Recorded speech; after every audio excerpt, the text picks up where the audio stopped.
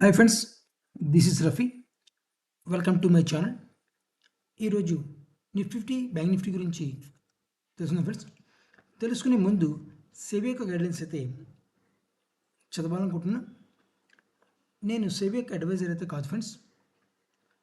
నేను ఏ విధమైన రికమెండేషన్ అయితే చేయట్లేదు. అది ఆప్షన్స్లో కావచ్చు, ఫ్యూచర్లో కావచ్చు, స్టాక్స్లో కావచ్చు. ఈ వీడియో ఓన్లీ ఎడ్యుకేషన్ పర్పస్ గురించి మాత్రమే ఈ వీడియోని అప్లోడ్ చేయడం జరుగుతుంది. దయచేసి అర్థం చేసుకుంటారని ఆశిస్తున్నాను ఫ్రెండ్స్.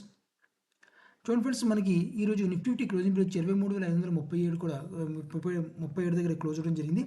నేను ఆల్రెడీ ప్రీవియస్ వీడియోస్లో చెప్పడం జరిగింది, మార్కెట్ డౌన్ ట్రెండ్ రావాలి అని కూడా చెప్పడం జరిగింది. ఆల్రెడీ నేను నా వీడియోని ఫాలోఅప్ చేసేవారు ఉంటే ఎవరికైనా వాళ్ళ మార్కెట్ అడ్జస్ట్మెంట్ ప్రక్రియలు తెలిసి ఉంటుంది.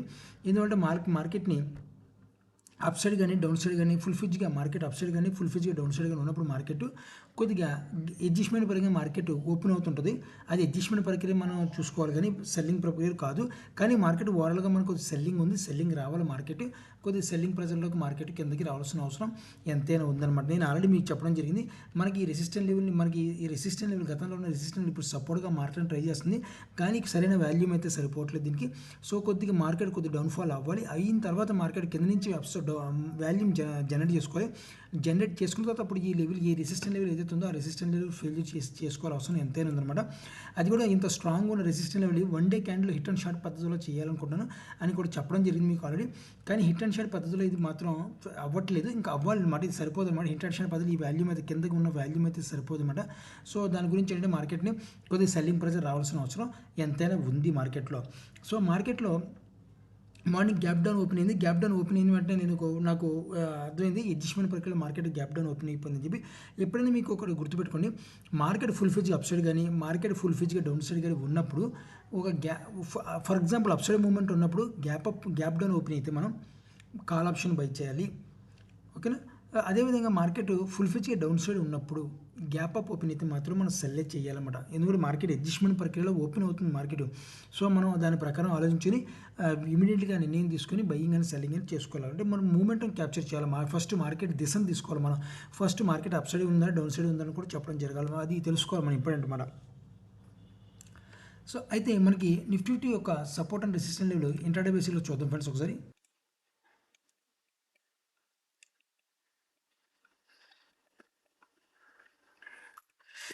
చూడండి ఫ్రెండ్స్, మన గతంలో కూడా మీకు ప్రీవియస్ వీడియోస్లో కూడా మీకు చెప్పడం జరిగింది. నేను ఆల్రెడీ ఒక సపోర్ట్ లెవెల్ చెప్పడం జరిగింది. మనకి నిఫ్టీ ఈ సపోర్ట్ లెవెల్ని మార్కెట్ క్రియేట్ చేసుకుంటూ అప్సైడ్ మూమెంట్ వెళ్ళింది.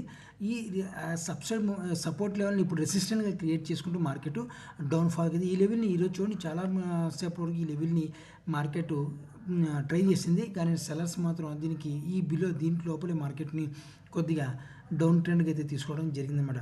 సో మార్కెట్ అదేవిధంగా మనకి రెసిస్టెంట్ లెవెల్ చూడండి ఫ్రెండ్స్, మనకి ఆల్ టైమ్ హైలో ఒక రెసిస్టెంట్ లెవెల్ని క్రియేట్ చేసుకుంది మార్కెట్. ఇది ఒక ఫుల్ ఫిజ్గా ఇది స్ట్రాంగ్ రెసిస్టెంట్ జోన్. అది ఇంట్రాడే బేసిక్ స్ట్రాంగ్ అనమాట, హోల్డింగ్ పర్పస్ కాదనమాట. ఇక్కడ support and resistant level intraday బేసిక్లో హోల్డింగ్ పర్పస్లో కూడా ఉంటాయి మనకి.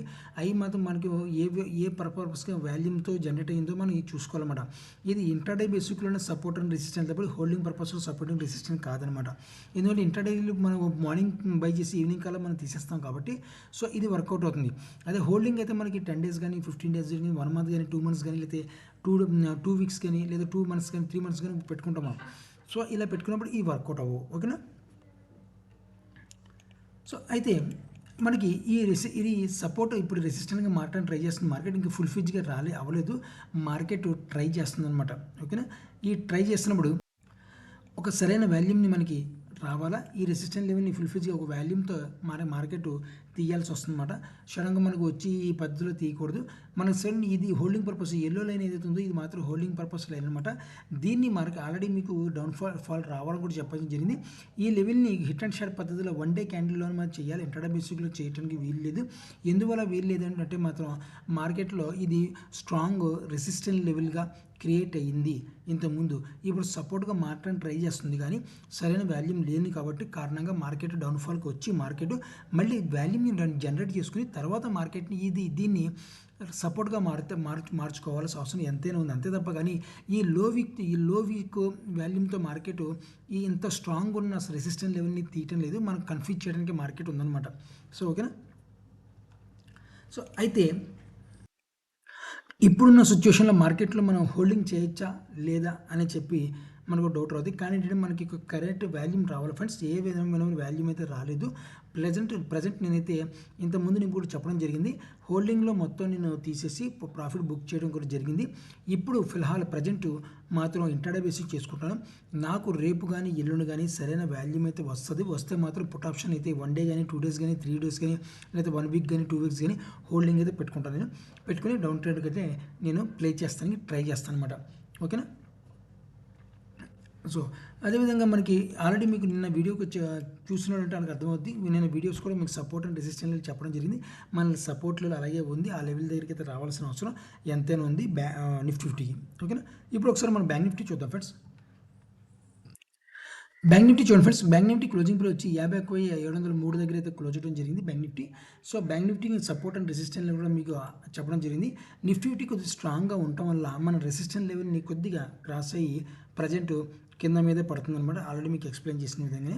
సో ఇప్పుడు బ్యాంక్ నిఫ్టీ కొద్దిగా ఆ టైప్లో కాదు కదా. బ్యాంక్ నిఫ్టీ ఏంటంటే కొద్దిగా వాలిటిలిటీ ఎక్కువ ఉంటుంది కాబట్టి దీంట్లో సరైన పర్టికులర్ వాల్యూమ్తో పర్టికులర్గా కంపల్సరీ రావాల్సిన అవసరం ఉంటుంది. ఎందుకంటే ఇంత వాల్యూమ్ లేకుండా మనం ముందు బ్యాంక్ నిఫ్టీలో మనం వెళ్ళలేము. ఎందువల్ల అంటే దీంట్లో గ్యాప్ అప్ ఓపెన్ అయినా గ్యాప్ డౌన్ ఓపెన్ అయినా సరే ₹1,000 నష్టం, ₹1,000 లాభం అలాగే ఉంటుంది అనమాట.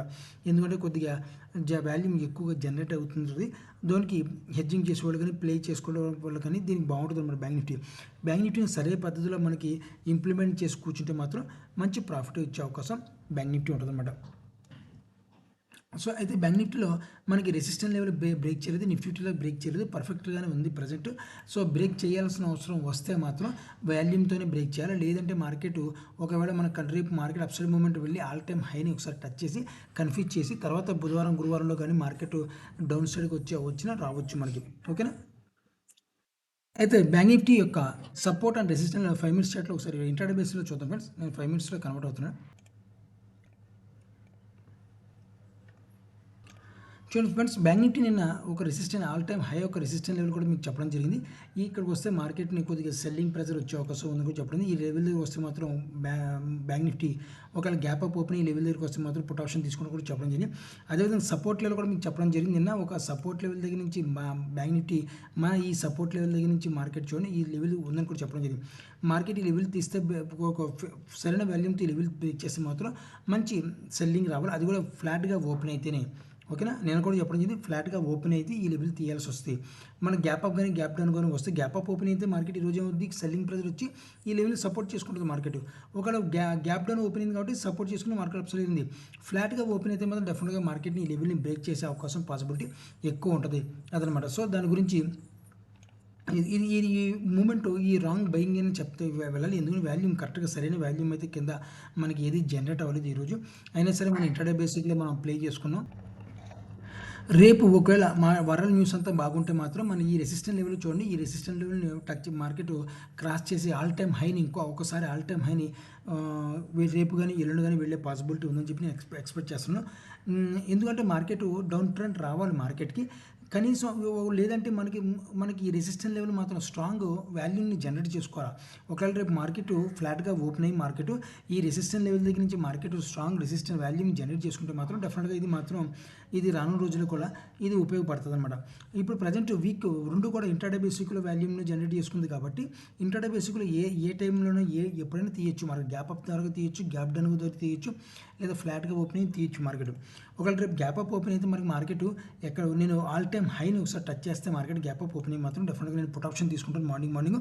తర్వాత అక్కడ నుంచి మళ్ళీ వాల్యూమ్ జనరేట్ అయితే కాల్ ఆప్షన్ కానీ తీసుకుని లేదంటే పుట్ ఆప్షన్కి మనం మొగ్గు చూపుతాం. ఓకేనా.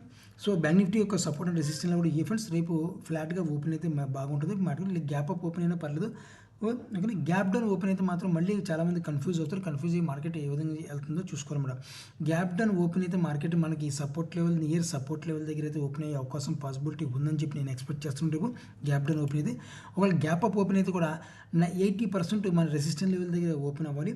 లేని పక్షంలో కొద్దిగా ఆల్ టైమ్ హైనా 20% ఆల్ టైమ్ హైనా వెళ్ళే పాసిబిలిటీ ఉంటుంది. అది కూడా వరల్డ్ న్యూస్ బేస్ చేసుకుని ఉంటుంది. రాత్రి ఏ న్యూస్ వస్తుందో మనకు తెలియదు. మార్నింగ్ లేసి చూసిన తర్వాత తెలుసుకుంటుంది మనం న్యూస్ ఏ విధంగా ఉంది మార్కెట్లో అని చెప్పి.